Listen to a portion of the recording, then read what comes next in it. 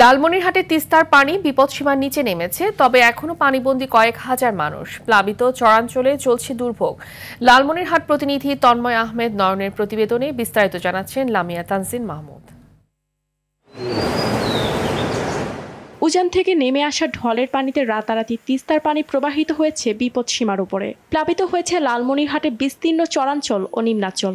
বুধবার সকাল ৯টায় তিস্তা ব্যারাজের ডালিয়া পয়েন্টে পানি বিপদসীমার ৮ সেন্টিমিটার নিচে রেকর্ড হলেও বাস্তব চিত্র বলছে মানুষের দুর্ভোগ এখনো তীব্র।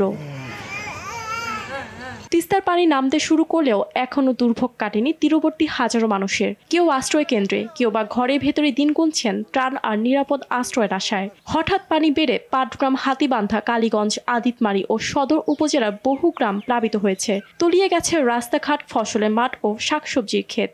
হঠাৎ করে পানিটা আইসের কারণে অনেক আমাদের ক্ষয়ক্ষতি হয়েছে। গরু, ছাগল সব মনে করো ভাসি গেছে, বাড়িঘর তো ভাঙি গেছে, টাটি বেড়া সব ভাঙি গেছে। আমরা সকাল থেকে এই পর্যন্ত এলাম, কোনো ভেতরে আমরা দানা ঢুকাইতে পারিনি।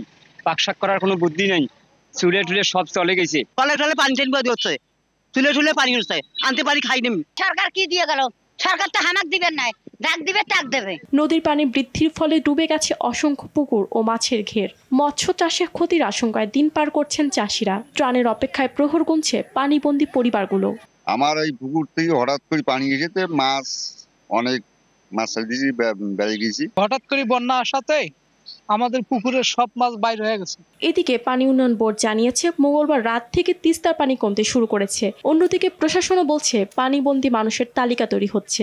দ্রুত শুকনো খাবার ও ত্রাণ বিতরণের উদ্যোগ নেওয়া হচ্ছে। আমরা উপজেলা প্রশাসনের পক্ষ থেকে প্রাকৃতিক দুর্যোগ মোকাবিলা করার জন্য সকল ধরনের প্রস্তুতি রেখেছি। তাদেরকে বলেছি যে যদি পানিটা বেড়ে যায় সেক্ষেত্রে আশ্রয়কেন্দ্রে তারা যেন মুভ করে।